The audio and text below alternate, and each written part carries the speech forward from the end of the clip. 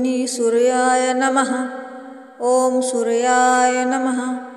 येहि सूर्यसहस्रांशो तेजोराशे जगत्पते अनुकंपय्य मां देवी गृहानार्घ्यं दिवाकर। हा सूर्यनारायणच्या मंत्राचा जप करून आपण रथसप्तमीला सूर्यनारायण देवतेची पूजा करतो।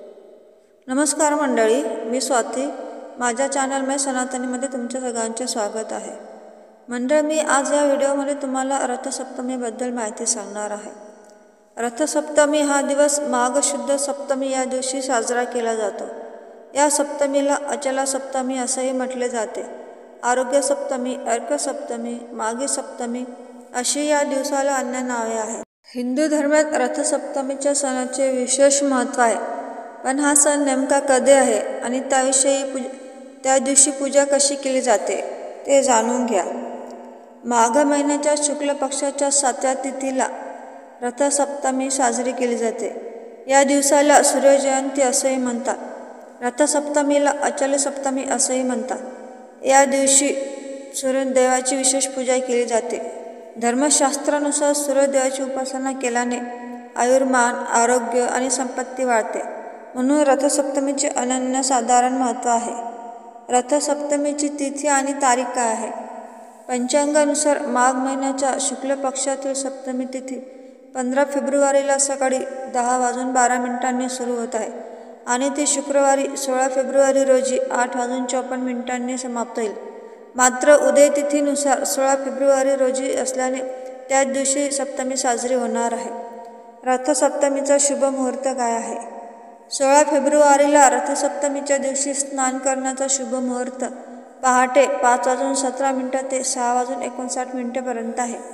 या दिवशी सूर्योदयाची शुभ वेळ सकाळी 6:59 आहे। या काळात सूर्यदेवाला अर्घ्य अर्पण करणे अत्यंत शुभ मानले जाते। रथसप्तमीच्या दिवशी स्नान करण्याची एकूण शुभ वेळ 1 तास 42 आहे। रथसप्तमी ब्रह्मयोग आणि भरणी नक्षत्रात आहे। यंदा रथसप्तमी ब्रह्म आणि भरणी नक्षत्रात आहे। ब्रह्म मुहूर्त दुपारी 3:18 पासून आहे। त्यानंतर इंद्रयोग सुरू होईल। या दिवशी भरणी नक्षत्र सकाळपासून 8:47 पर्यंत आहे। त्यानंतर कृत्तिका नक्षत्र आहे। मंडळी, आपण बघूया रथसप्तमीचे काय महत्त्व आहे। धार्मिक मान्यतेनुसार माघ महिन्याच्या शुक्ल पक्षाच्या 7व्या दिवशी सूर्यदेवाने आपल्या रथावर आरूढ होऊन जगाला प्रकाशमान करण्यास सुरुवात केली। या कारणास्तव रथसप्तमीच्या दिवशी सूर्यदेवाचा जन्मदिवस साजरा केला जातो। रथसप्तमीच्या दिवशी सूर्य हा मकर राशीत प्रवेश करतो आणि त्यानंतर उत्तरायणाला सुरुवात होते, हे आपण सर्वांना माहीतच असेल। सूर्यदेवाची मनोभावे या दिवशी पूजा केली जाते। रथसप्तमीची कथा बघूया। पुराणात रथसप्तमीची एक कथा आहे। त्यानुसार असे म्हणतात की एका महान राजाकडे त्याचे राज्य चालवण्यासाठी वारस नव्हता। तेव्हा त्यांनी देवाजवळ प्रार्थना केली आणि मग त्याला पुत्रप्राप्ती झाली। जन्मानंतर तो सतत आजारी असायचा। तेव्हा एका ब्राह्मणाने त्या राजास रथसप्तमीच्या दिवशी पूजापाठ करावयास सांगितले आणि राजाने त्यानुसार पूजापाठ केले। त्यामुळे राजाच्या मुलाचे आरोग्य देखील सुधारले। म्हणूनच असे म्हणतात की रथसप्तमीच्या दिवशी जर पूजापाठ केला तर संतान प्राप्ती होते आणि म्हणूनच याला आरोग्य सप्तमी किंवा पुत्रसप्तमी असेही म्हणतात। रथसप्तमीच्या दिवशी ज्याप्रमाणे आपण सूर्यनारायण देवतेची पूजा करतो, त्याचप्रमाणे सूर्याच्या रथाची सुद्धा आपण पूजा करतो। तर त्याला बघूया सूर्याचा रथ आणि त्याचे पूजन कसे करतात। सूर्याच्या रथात सूर्यलोक, नक्षत्रलोक, ग्रहलोक, भूलोक, नागलोक, स्वर्गलोक आणि स्वर्गलोकांजवळील शिवलोक या 7 लोकांमध्ये भ्रमण करण्याचे सामर्थ्य आहे। रथाची गती आवश्यकतेप्रमाणे बदलते। सूर्यदेवतेच्या इच्छेप्रमाणे रथ वायुमंडळात उड्डाण करतो। रथाच्या सोन्याच्या चाकांवर संपूर्ण सूर्याचे चित्र नाजूकपणे कोरले आहे। या चित्रातून सूर्याचे तेज आणि तेज तत्व हे आजूबाजूला 30% प्रक्षेपित होत असते। विष्णूंच्या कृपाशीर्वादामुळे आणि तेजतत्वाच्या प्रक्षेपणामुळे रथाभोवती संरक्षक कवच निर्माण झालेले असते। त्यामुळे सूर्यदेवतेच्या कार्यात वाईट शक्ती अडथळा आणू शकत नाही। सूर्यदेवता सतत या रथात विराजमान असते। रथ हे तिचे वाहनच आहे। देव देवळात असल्यामुळे देवळाला महत्त्व प्राप्त होते। तसेच महत्त्व सूर्याच्या रथाला आहे। त्यामुळे रथसप्तमीला सूर्याच्या उपासनेबरोबरच प्रतिकात्मक रथाचेही पूजन केले जाते। रांगोळीने किंवा चंदनाने पाटावर 7 घोड्यांचा सूर्यनारायणाचा रथ अरुण सारथी आणि रथात सूर्यनारायण काढतात. सूर्यनारायणांची पूजा करतात. अंगणात गौरा पेटवून त्यावर एका बोळक्यात दूध उतू जाईपर्यंत तापवतात, म्हणजे अग्नीला समर्पण होईपर्यंत ठेवतात. त्यानंतर उर्वरित दुधाचा सर्वांना प्रसाद देतात.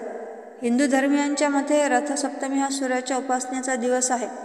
भविष्य पुराणात असा उल्लेख सापडतो, आदित्य आणि कश्यप यांचा पुत्र सूर्य याचा हा जन्मदिवस आहे असे मानले जाते. या दिवशी भक्त सकाळी सूर्योदयापूर्वी स्नान करतो. लाल फुले, चंदन, कापूर अर्पण करून छोट्या कलशातून सूर्याला अर्घ्य देतो. अशा पूजेने समृद्धी प्राप्त होते. असा संकेत रूढ आहे की 7 घोडे, उच्चश्रव आणि सारथी अरुण, गरुडाचा मोठा भाऊ यासह सूर्याची पूजा करताना सूर्याची सोन्याची प्रतिमा रथात ठेवतात. तुळशी वृंदावनाच्या समोर रथ आणि सूर्य यांची रांगोळी काढतात. अंगणात गौरा पेटवून त्यावर एका बोळक्यात दूध उतू जाईपर्यंत तापवतात, म्हणजे अग्नीला समर्पण होईपर्यंत, व सूर्याला खीरचा नैवेद्य दाखवतात. त्यानंतर उर्वरित दुधाचा सर्वांना प्रसाद घेतात. या दिवसाचे व्रत म्हणून महत्त्व असल्याने या दिवशी उपवासही केला जातो. मकर संक्रांतीला सुरू झालेले स्त्रियांचे तिळगुळाचे व हळदी कुंकवाचे दैनंदिन समारंभ रथसप्तमीच्या दिवशी संपतात. रथसप्तमी ही वसंत पंचमीनंतर 2-3 दिवसांनी येते. या दिवशी दिलेले दान विशेष लाभदायी मानले जाते. रथसप्तमीच्या दिवशी पूजा कशी करायची ते बघूया. पूजाविधी: सकाळी पहाटे लवकर उठून आंघोळ करून सूर्योपासना करायची असते. त्यानंतर उगवत्या सूर्याकडे तोंड करून अर्घ्य द्यायचे. अर्घ्य देताना मी जो पहिले मंत्र म्हटलेला आहे सूर्यनारायण देवतेचा तो म्हणायचा. मी स्क्रीनवर सुद्धा तुम्हाला देते. त्यानंतर तांब्याच्या कलशामध्ये हळद, कुंकू, अक्षता, फुले आणि पाणी भरून मग सूर्याला अर्घ्य द्यावे आणि नमस्कार करावा. अर्घ्य देताना सूर्यमंत्र, गायत्री मंत्र देखील म्हणावा. रथसप्तमीच्या दिवशी छानशी रांगोळी काढावी. रांगोळ्यांमध्ये सूर्य, कमळ, रथ यांची चित्रे काढली जातात आणि तुळशीपुढे दिवा देखील लावला जातो. तसेच या दिवशी जर आपण दान दिले तर पुण्य मिळते. सूर्यनारायणाला खिरीचा किंवा दूध भाताचा नैवेद्य दाखवला जातो. तर ही होती माहिती रथसप्तमीची. आता आपण बघूया रथसप्तमीचे महत्त्व काय आहे. पुराणात सांगितल्याप्रमाणे आदित्य आणि कश्यप यांचा पुत्र म्हणजे सूर्य. सप्तमीच्या दिवशी सूर्याचा जन्म झाला आणि त्याच्या तेजाने सर्व ब्रह्मांड उजळून निघाले. सूर्य तेजस्वी, समर्थवान आणि बुद्धिमान आहेत. तसेच सूर्य 7 घोडे असलेल्या रथातून प्रवास करतो आणि त्याचा हा उत्तरायणाचा प्रवास म्हणजेच रथसप्तमी असे म्हणतात. मकर संक्रांतीपासून सुरू झालेले हळदी कुंकू रथसप्तमीला समाप्त होते. या दिवशी पहाटे स्नान करून जर सूर्याची आराधना केली तर सर्व रोग आणि पापातून मुक्ती मिळते अशी मान्यता आहे. तसेच पुत्रप्राप्तीसाठी आणि चांगल्या आरोग्यासाठी, संपत्तीसाठी, सौभाग्य मिळवण्यासाठी सूर्यदेवाची आराधना करतात. रथसप्तमीचे वैज्ञानिक महत्त्व काय आहे हे आपण जाणून घेऊया. या उत्तरायणानंतर दिवस मोठे होतात आणि रात्री लहान होते. तर या सूर्याच्या तेजस्तेमुळेच तर इतर ग्रहांना देखील प्रकाश मिळतो. अखंड ब्रह्मांड उजळून टाकण्याचे काम सूर्य करतो आणि त्याच्याच कृपेने आपल्याला देखील किंवा आपले जीवन देखील प्रकाशमय होते. आपली हिंदू संस्कृती आणि भारत देश कसा विविधतेने नटलेला आहे. वेगवेगळ्या प्रथा, व्रत आणि बरंच काही.